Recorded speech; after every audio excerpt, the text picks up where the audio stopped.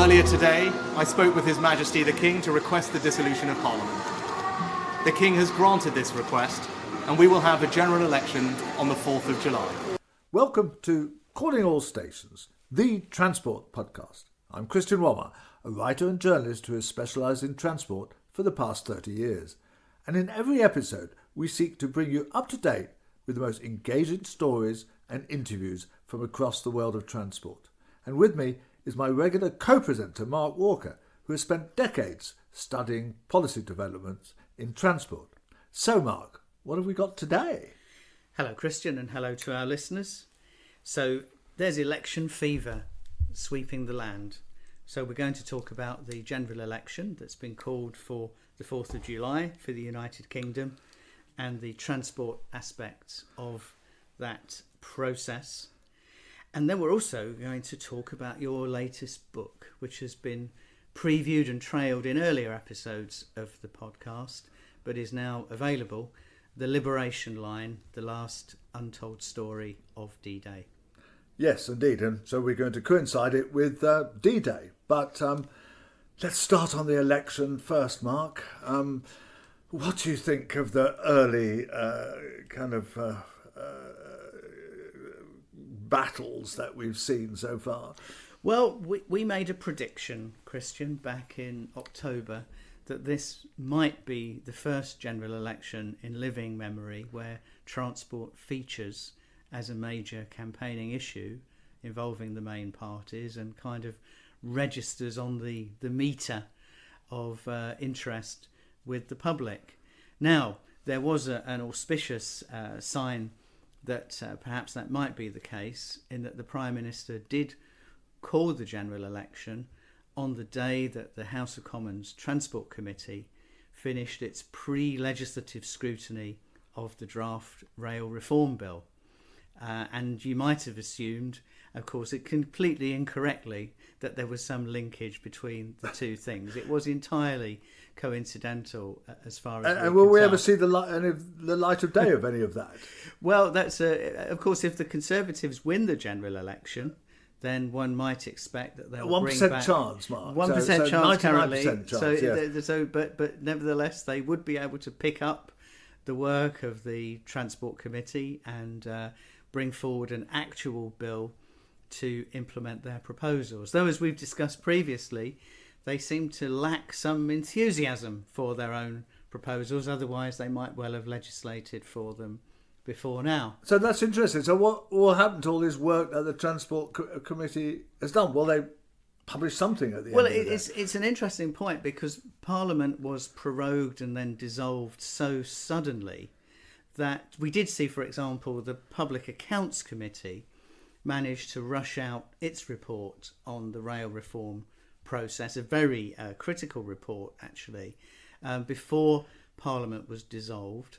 But all of the work that the committee had done, the Transport Committee had done on the pre-legislative scrutiny, in a sense dies with the old Parliament. So I'm in kind of uncharted territory there as to whether that work will eventually re-emerge and might be picked up by the new House of Commons Transport Committee in the new Parliament. Which will have a completely different personnel and bound to have a new chair. Probably Ian Stewart is unlikely to survive, given he's a relatively marginal seat. That's a reasonable assumption, given the current state of the polls. And of course, there's a huge churn of MPs taking place on top of all of that. So it's an interesting point, whether the Conservatives, if the Conservatives were to win, whether they would have to do it all again with a new committee.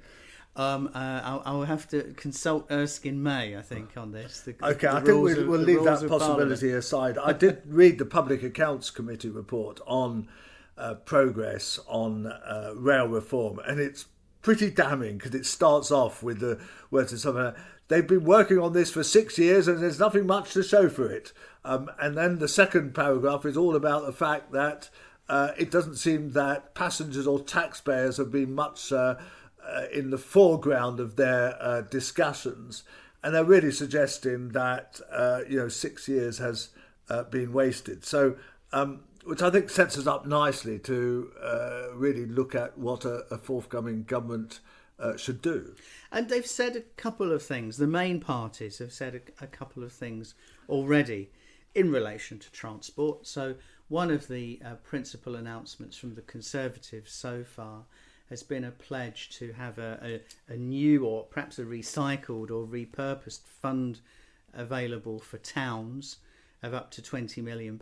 Levelling up again. Kind of levelling up money again that we've seen previously over the last 5 years. Paid for by saving on tax avoidance, I think this. Well, as indeed in most things these as days, everything it has seems. been. Everybody seems to want to pay for their plans through avoiding tax avoidance. And that will have a transport implication. There is the potential for applicants to use those funds for transport purposes. Labour so far do have one slightly more explicit pledge, in that with very little public attention, perhaps because there was so much distraction around Labour's tortuous processes for selecting its own parliamentary candidates, but Labour did publish 10 policies to change Britain, and interestingly, number 8 of those policies was a transport policy. It is to put passengers first and establish their version of Great British Railways, and it talks about the pledge to simplify the governance of the railways and bring about public ownership of services. Well, yeah, I think that's all very well, but I think what the mistake they're making is focusing too much on railways. I mean, I know we often focus on railways, but don't you think that there's all these other issues that we should be looking at? Well, absolutely, and of course, what we haven't seen yet from either party, and may not see for a while, are the more comprehensive manifestos, which we might expect to cover a broader range of transport issues. But we're going to have a little go at this, aren't we? Yes, I think there's 4 or 5 things we've been discussing about what there should be in a manifesto, or indeed a government agenda. And I think the first one of those is, we're looking at long-term stuff here. I think the first one of those is what to do about how you get the revenue from transport, because transport is a big provider of cash through, of course, the fuel duties. And, there's 15% of cars are now electric cars being sold, and that's, although there's a bit of a stutter about that, they're definitely shifting towards that. No sign of any policy on this from either side, and they're going to be losing all this revenue. So, are they going to move towards a pay per mile, which, God, shock horror, the motoring lobby isn't going to like, but, it seems the only rational thing to do. Or how are they going to make up for that revenue? So I think that's top of a transport agenda, actually. And of course, there are huge implications for this, aren't there? And not least political implications, because we tend as a nation not to vote for things that involve us actually paying more money out of our own pockets, where those things are declared up front. And that's a really serious political problem for all parties, who all have to, as you say, have to seem to pledge to fund their spending commitments from collecting avoided tax or occasional introductions of things like VAT on school fees for Labour, yes, and the like. Yes, or non-doms who are kind of going to pay for everything. Everybody's after the non-doms these days. Yes, both sides are after the non-doms. That's right. Yeah. Yeah. So, and then a second issue. I was just talking to a friend of mine the other day whose wife works in London some of the time, and he's based in Scotland, in the Highlands, in Pitlochry. And he says that, she tries to avoid it because there's a train directly from Pitlochry, but sometimes it's just so much cheaper to fly and drive to Glasgow and fly that it really isn't justifiable to take the train. And this is the fact that still, after all these years, of kind of talking about kind of trying to balance between the modes and encouraging people not to fly, we've still got that situation. I mean, I do think they need to look at that. And I was struck by something Professor David Begg, who's a long-time transport person and owns Transport Times, and gave a speech to a conference the other day, and he said, when have we last heard a politician actually encourage modal shift? Like John Prescott used to say, we've got to get people out their cars. Nobody even talks about this, not even the Labour side. He points out that, if you actually stop spending money on roads and put the prices up a bit through the fuel tax, fuel duty escalator, as there was at one point, and you then kind of look at rail fares and try and reduce them, you'll get modal shift. And I think we ought to be discussing that. So that's the second item.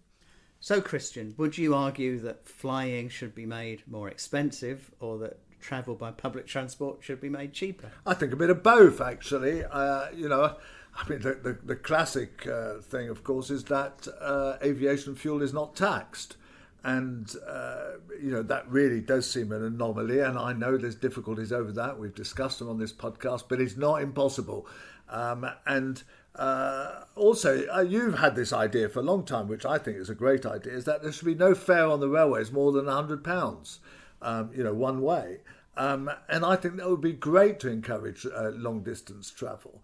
And I think I've also long argued that you should have a national rail card that everybody could buy for, say, 30 or 50 quid, and you get a third off for all your journeys. I mean, all those sort of things. Yes, there might be a cost, although I suspect these things would pay for themselves. So, yes, both. And then, of course, with aviation as well, we've talked on a previous episode about the problem with a very serious problem of aviation emissions, CO2 emissions and other exhaust emissions, and the attempts to introduce greener fuels into civil aviation. Yes, and we were slightly sceptical about this and the fact that it is very difficult, but that's the sort of thing that a government can really help with. And this current government has gone on about driverless cars and spent a lot of money on that, and I think that is a complete waste of money, and it should actually go onto measures that actually help the environment or help public transport. In fact, I think they did manage to pass the autonomous or automatic vehicles bill as an act of Parliament just before Parliament was dissolved. Yes, and it's actually very good legislation and will make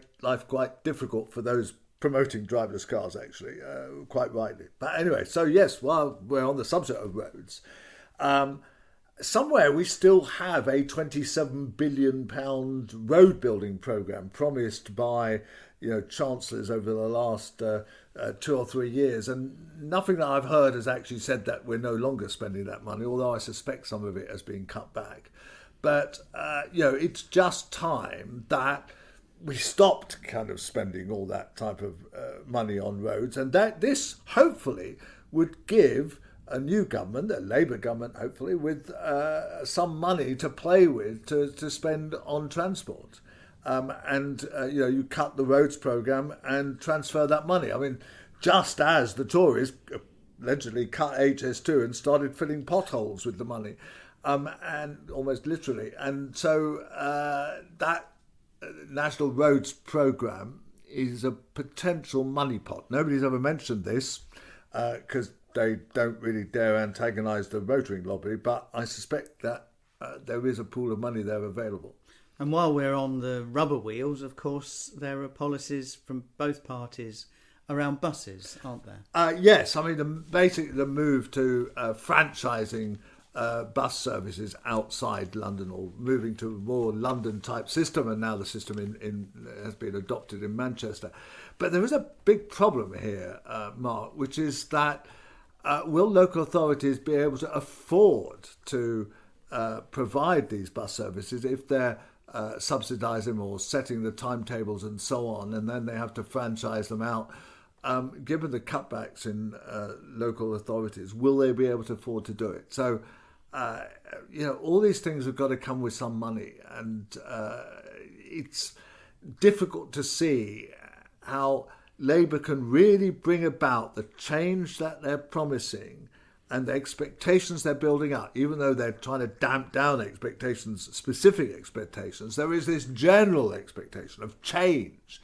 And if they don't deliver that in the first couple of years, they're going to be in trouble right from the start. So, and something like improving your local bus services isn't that expensive and has immediate impact. So, and something they can claim to do. So again, I hope there's some thought going into this. It also helps people to get into jobs, to fill the vacancies and generate economic growth, doesn't it? Absolutely. I think the West Yorkshire Mayor, Tracy Brabin, is particularly strong on this and shows how actually it's impossible for people without jobs really to have access to lots of potential jobs if they don't have a local bus service, because they just can't get to it. It's just absolutely impossible, and that's a real barrier. So I hope that will be high up on the agenda. And then finally, rail, good on the Labour Party for saying that they're going to renationalise the franchise, as it were, although as we've discussed, it's not the most radical move really, because Network Rail is already nationalised, and it doesn't represent kind of a recreation of British Rail, but it's a step in the right direction. But again, it's got to be seen to deliver real change for passengers. It's got to be seen to be done quite quickly and effectively, and in the face of a right-wing press who's is going to talk about sandwiches.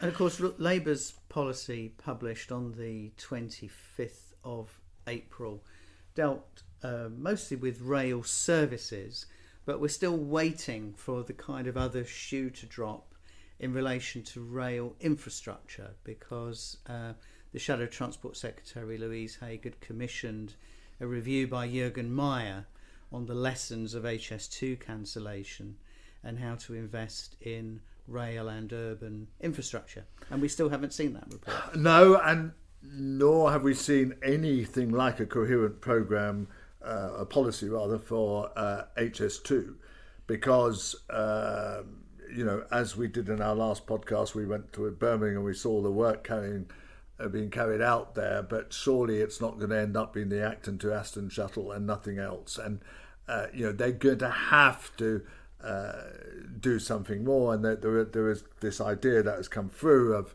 kind of using pendolinos, hotted up pendolinos on HS2 to enable them to then travel further on, but that will require quite a lot of coordination and a lot of common sense. I think, and that's just one idea, isn't it, amongst many? Yes, there's other plans, and I think what is important is that the renationalising of the railways must give the railways the power to determine timetables, to specify what new rolling stock they want, to have those sort of levers. And I think that they shouldn't really allow any new open access. Now, already the statement from Labour suggests that they will allow open access. I think open access is a barrier to planning. And I think that's a real issue, that if you allow open access, you're then basically still given the Office of Road and Rail powers over what trains there should be, and my view would be to abolish that Office of Road and Rail. That it's actually an unnecessary bureaucracy if you've got a national railway system that is operating effectively. But this is some way down, and we will return to these subjects many times, I'm sure. And of course, we should say that if the Conservatives do win the general election, albeit that 1%, there's currently a 1% chance, if they do, then they're going to have to look at their Network North proposals that were published last October as the alternative to HS2, and follow through and actually deliver some of those alternative infrastructure projects for which expectations have been raised very high. And indeed, some of those projects will probably pose a problem for Labour should they win, because those expectations have been raised. Absolutely. So will Labour continue to use this notional money to fill in potholes, or will they actually hopefully have a more coherent idea, but then will there be fewer potholes filled, which is always a popular local issue. So look, the agenda, which I think we should discuss more fully in the next podcast about what they should do, is going to be very widespread across all the different aspects of transport. And it's going to be fascinating to see how they cope given their constraints on the amount of money available. I'm holding Christian Warmar's 21st book, a first edition indeed, of The Liberation Line, the last untold story of the Normandy landings, just published in time for the 80th anniversary of D-Day, which is occurring in a few days from the date that we're recording this podcast. Christian, it's a different departure for you. Why and how did you come to write this book? Well, it's a rather odd story, actually. It's not an entire departure, because I've written about railways, but I did write one other book on railways and war, Engines of War it was called. And it was a book really that I'm most proud of, because it kind of explained how really the growth of warfare, the scale of conflicts, was allowed by the fact that railways supported armies and brought the troops and supplies to the front. So the first railway war was actually the American Civil War, and it lasted 4 years and was fought over an area the size of Europe, and it killed more American soldiers than all the rest of their conflicts since then. So railways and war have a kind of symbiotic relationship. And I came across this story slightly by accident, actually.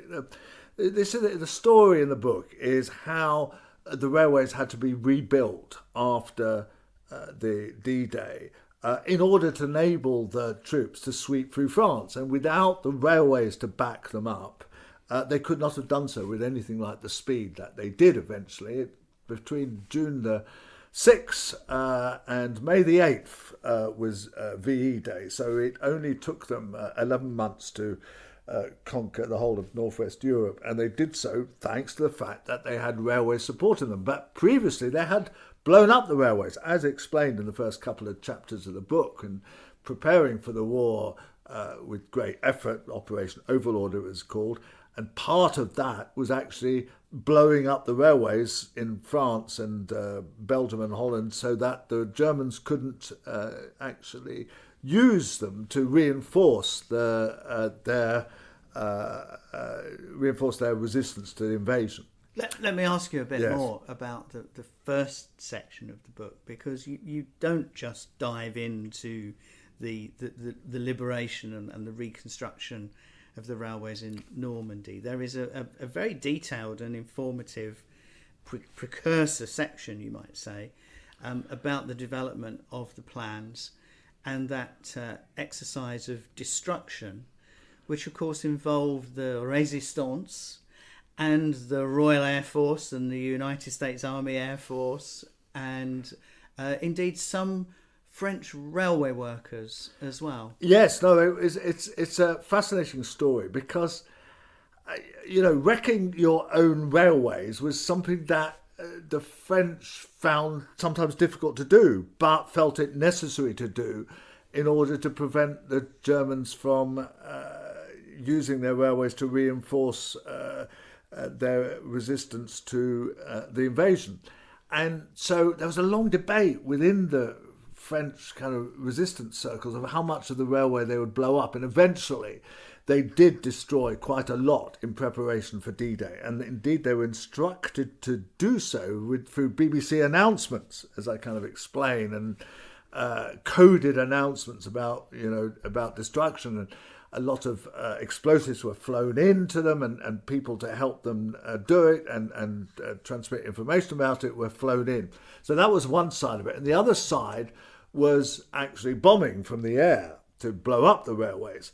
And that was, in a way, even more controversial because there was bound to be what we now call collateral damage. And in other words, people killed who just happened to be in the way of the bombers, as it were, because railways are sited in the centre of towns, and the junctions are often in the near towns as well, and therefore if you're going to bomb the railways, you're going to kill quite a lot of people. And they did kill quite a lot of people. And there was a big debate which went all the way up to Churchill, and indeed Eisenhower was the supreme commander, who was very intent that they should be attacks on the railways. I think, was involved. And even Roosevelt, who was president at the time, finally kind of who didn't get involved in the way that Churchill did on a day-to-day basis, but he did get involved in this issue and gave it okay. And some 30,000 French people were killed by this, so that's not to be minimised.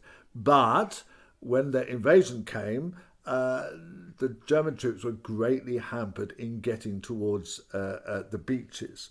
But then, as we established what was called a logement, a kind of area that we had taken over, we then had to break out of that.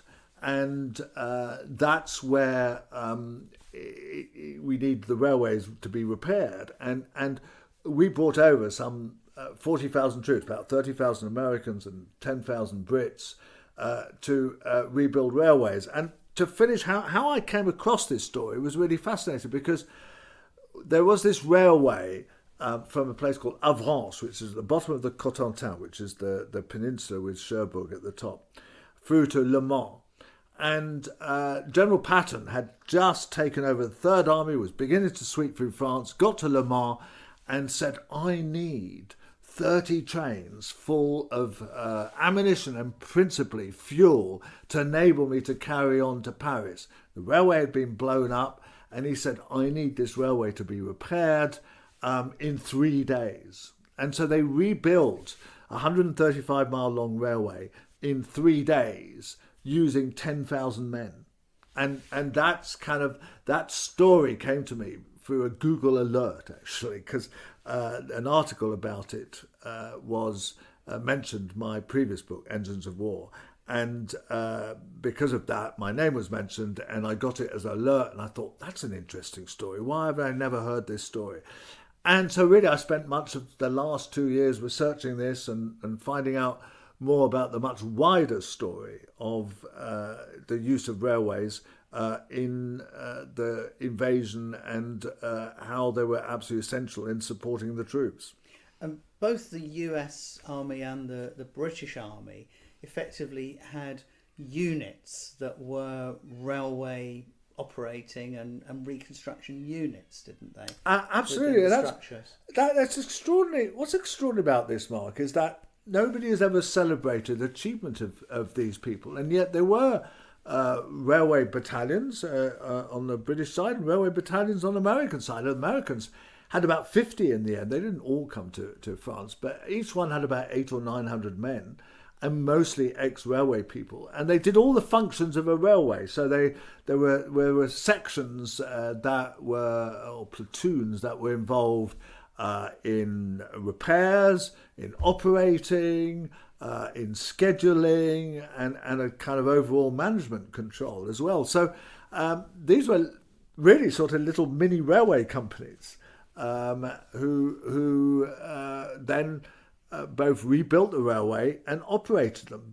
So by the time that we get into Germany, which is sort of at the beginning of 1945, effectively this military railway, which is run by the Americans actually, is the biggest railway operation in the world. You know, it's kind of running more trains than any other company, and all this extraordinary story has just been forgotten. And you describe in the book how, as the railways were being reopened and reconstructed from Normandy initially, and then further on into France and across Western Europe, the railway troops, or the railway workers, in some cases increasingly French railway workers, being re-enlisted back into the operation of the railways, continue to come under artillery attack and sniper fire from the retreating Germans. Oh yes, I mean, I managed to try to get lists of people being killed, who were killed in this, and there's about 100 people, British operatives, and there's a wonderful story there actually, because I gave a presentation of the book at a bookshop in Kentish Town, and somebody who came along then looked at the index in the back, or looked at the kind of list of the people being killed in the back, and he found his grandfather in this list of people who've been killed, which is astonishing. And so we later met up and had a chat about his grandfather, who was actually killed in a railway accident rather than by any kind of attacks. But no, there's stories of people being shot and his comrades going into the bush to kind of kill the sniper that shot somebody. There's stories of very heroic railway workers burning wagons away full of ammunition from kind of the rest of the ammunition trains which were blowing up. There's stories of trains by mistake going behind enemy lines and having to go back again because they stumbled into beyond the front line and so on. So these guys, really, they were just behind the front line, but they were only just behind it because the minute you took over territory, you wanted the supply lines. You couldn't do it by trucks, and that's one of the absolutely crucial aspects that I emphasize throughout the book, that trucks just don't work in this context, because a train can take 1,000 tons even then, and now of course it could take more than that, but 1,000 tons, and to get 1,000 tons in trucks, which mostly could only take 6 tons at the time, you'd need more than 150 trucks with 150 drivers and so on, instead of a train with a couple of people at the front and a couple of guards at the back and whatever. So it was an incredibly efficient way of bringing stuff to the front. And interestingly, the kind of schism in thinking went right to the top, in that Hitler himself didn't understand railways and actually preferred to move goods and people around by road. Yes, Hitler, of course, who built the first motorways, the Autobahn, saw actually that the truck transport, he felt the truck transport was more efficient, and rather neglected the railways. And there are stories of how generals would commandeer a train and say, no, that's the most important train, we're going to commandeer that and disrupt the schedule and so on. And he didn't really understand the importance of that. And indeed, there's some kind of theories about this, that that was one of the crucial advantages that Allies had, was to understand the nature of the importance of the railways. But somehow this has been forgotten about. So there is a famous, or quite a well-known film called The Red Ball Express, which is about a truck operation that I describe in the book, that took place about 3 or 4 weeks in the middle of all this, when they overran their railway lines and they were too far ahead and they needed truck transport. And it was incredibly inefficient and difficult, and only operated for a few weeks because they couldn't function without the railways. And so many war books kind of completely neglect this. I'm very glad that I came across this story, and I feel almost privileged to do so. And of course, as well as the encounter you described with the descendant of one of these veterans, you're off to Normandy yourself very shortly, in connection with the book and in connection with your work with the veterans organisations. Yes, I'm very pleased that on D-Day itself, I'll be arriving at 6 o'clock in the morning at Caen with my bicycle, and we're going to cycle 3 days, 80 miles every day, around the beaches and the area, along with a group of people, raising money for SAFA, which is the Soldiers, Sailors, Aircraftmen Forces Association, which raises money for kind of service people in need. And you can look on my website, you'll find how to donate to that. But, it should be an amazing experience. There'll be apparently an estimated 1 million visitors on D-Day on the 6th of June, because it's the probably last major anniversary where there'll still be a few survivors, because by the time of the 90th, it's unlikely there'll be any left. The Liberation Line, the last untold story of the Normandy landings, by Christian Walmar, is available from all good booksellers. And signed copies from me if you want to email me. Here's Christian's final thought from the Departure Lounge.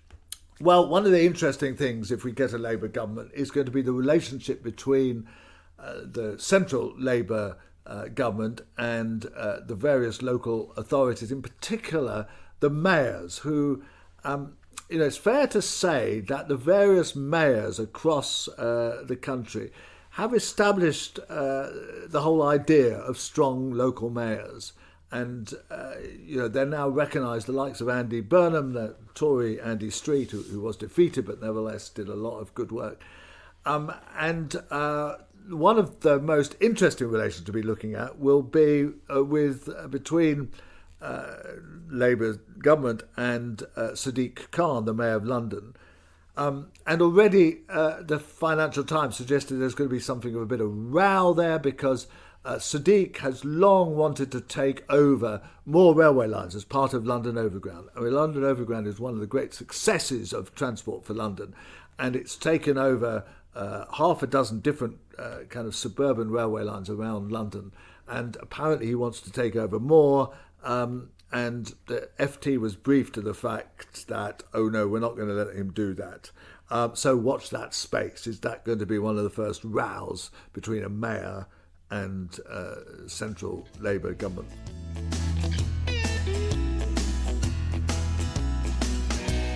Calling All Stations, the Transport Podcast with Christian Walmart, is produced by Cogitamus Limited, a leading provider of public affairs consultancy services in the sector.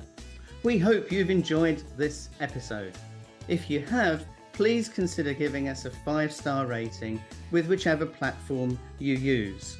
Do also follow us on X, formerly known as Twitter. Our handle is @AllStationsPod.